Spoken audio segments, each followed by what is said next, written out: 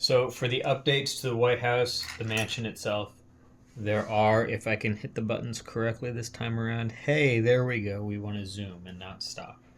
There are a number of pieces slated for this update in multiple colors. I've got them separated out by color just to kind of stage things out in advance. We have the White House itself here, hopefully in what is the camera's sweet spot to get most of the action for you as the updates are being done. What I'm going to be doing is validating the instruction process that I've planned out for these updates. And this is not necessarily expected to be a complete 100% seamless process. There's a little bit of discovery still expected to be figured out here.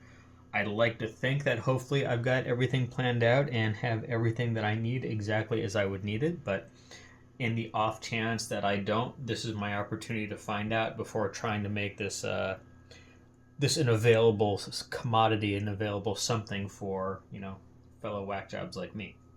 So, as we dive in, first we begin by removing the roof of the White House. And as I've done with all of these things, I have kind of gone through beforehand and removed things and reseated them more gently so that they could come off more seamlessly for presentation processes. Am I back in the correct zoom? Let's go back in. So here we have the original White House kit in all of its glory. What's going to be happening here is this boxed section, this box portico, is going to be made removable so that it will mount completely permanently atop the columns over here, while the rest of the roof is going to be made removable, and a little scene is going to be created inside the White House space. Now that fun, we are going to zoom in on. There we go. And we are just going to go through, or I am just going to be going through my instructions step by step and zipping through the magic of movies so that hopefully this doesn't get too boring for you. For starters, there is a lot that comes out of this kit.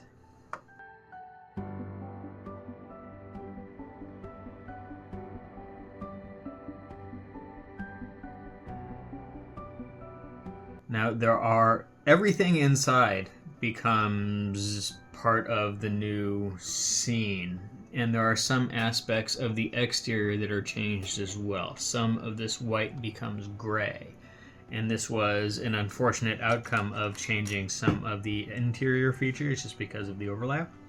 On the other hand, the colonnades to the west and the east wings cover up those changes. So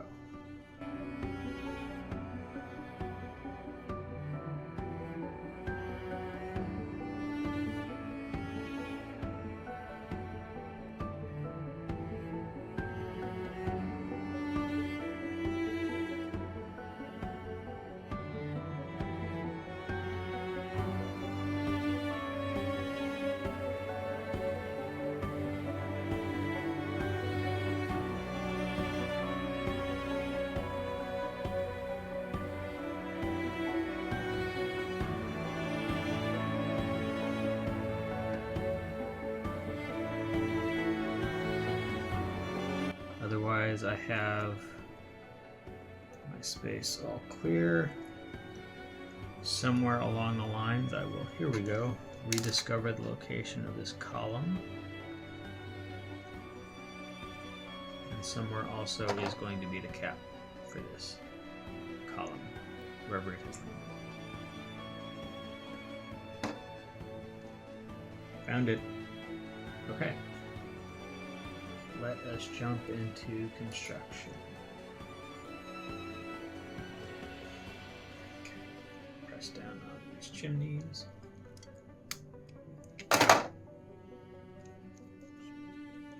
Breaking stuff.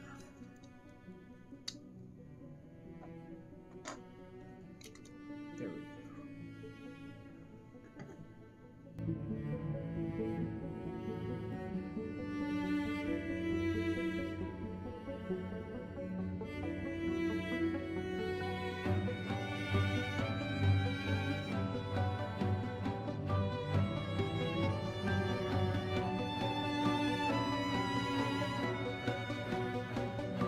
Nope.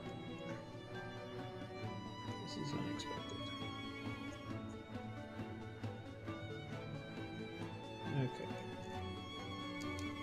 What we have here is I was expecting this to be a 1x4.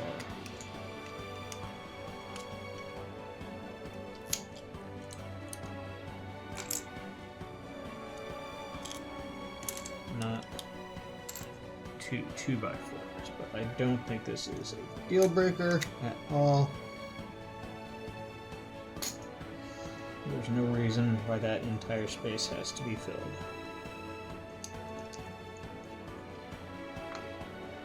I will simply update the instructions to show you're losing that 2x4 and replacing with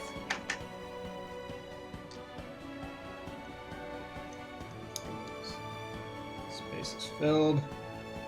It's not like these planks are load bearing.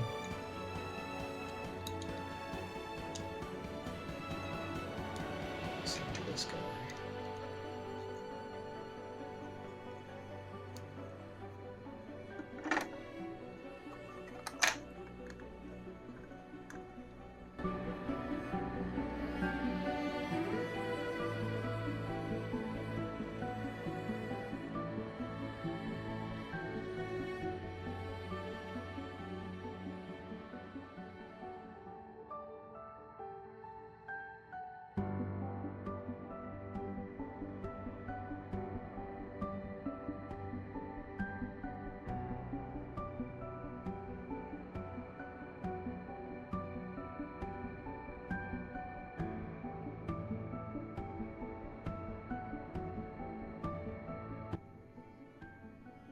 Okay, I've got a step that needs correction here. I've got a planned installation of some of these yellow tiles into a spot that depends on some wall corners that are not quite here at this step, so I will need to revisit that one a little bit, which is probably good because the stacking of these gray pieces is not necessarily too clear in this one.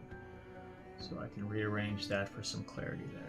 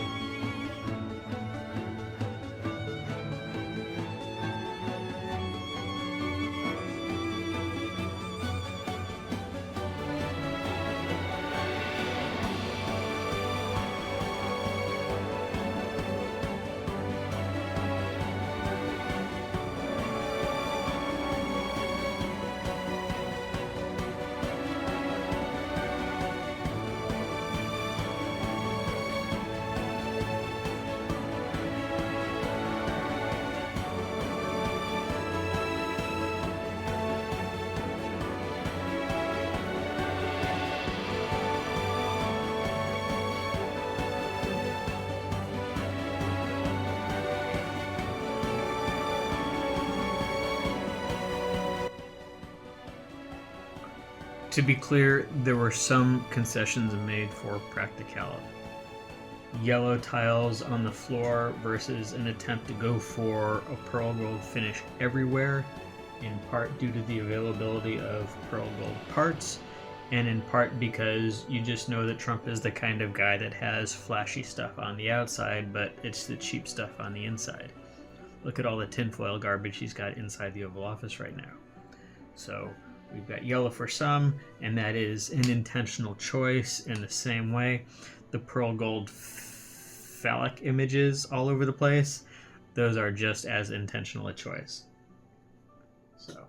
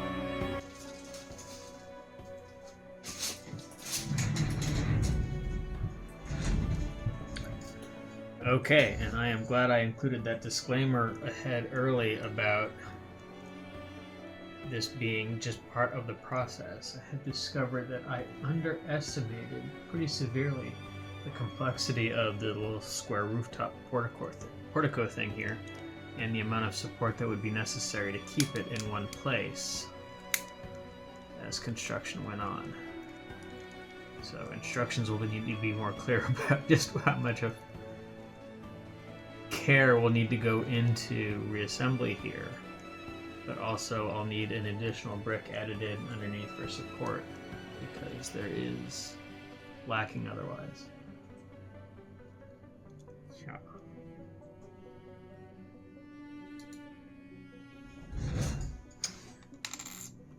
Okay, so I ran into a couple moments of concern with this square portico. Firstly being that in disassembly it was more complex than I had imagined it would be just in conceptualizing things on paper. So there was that, and in doing so I thought I had left myself a little more fragility than I actually had. I hadn't anticipated that I'd gone through and added this additional step for support underneath. However, even in doing so, I didn't quite realize where the stresses and the differences in the brick placements were going to fall. So I've got a reconfiguration of where these bricks are going to be, so I've got support going all the way across all these lateral changes to support those, and a little less support on the sides where it's completely supported anyway. So this will be updated in the instructions, and my prototype will just have a little bit of a variation there at the edges where I pulled from my own inventory.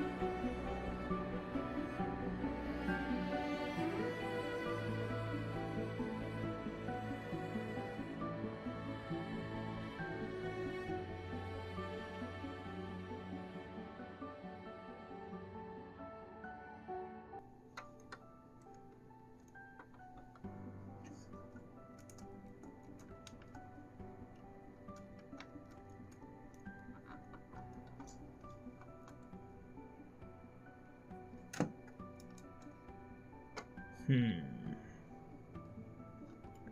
not anticipate this. This brings the walls in a little bit more than had been anticipated. I am going to need to reconfigure this interior just a bit.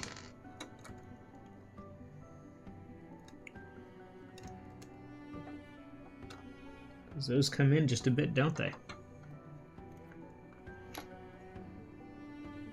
Well, hell, that simplifies things a little bit. This is going to have to go. And I'm going to have to redo the TV. Because the TV's going to have to stay. Alrighty, Roo. Yeah, I just said it. Okay.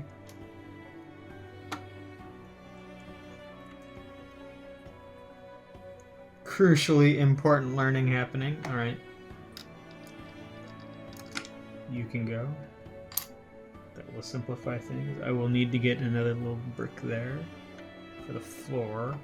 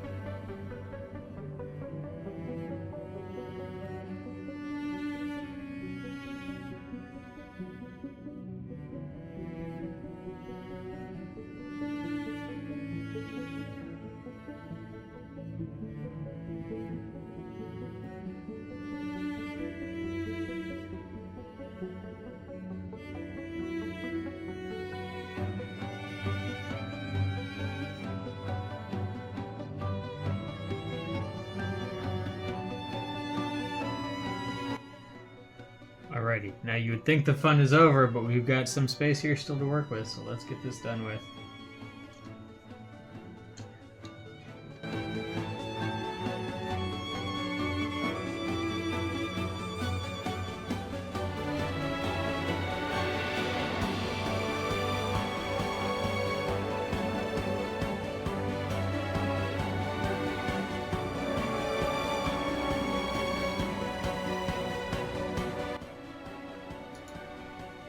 Now there's a variation that's going to happen in the instructions between this and my kit. That's kind of the way it goes for the time being.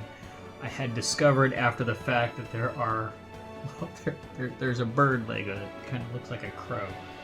So in the instructions that I put together, the design actually calls for a lone crow to be seated atop one of these guys.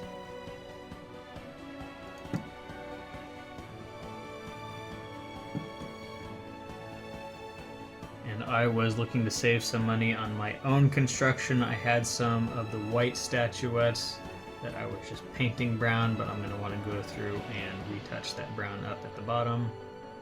Otherwise, I'm thinking these guys should stick. Yep. Sorry, guys.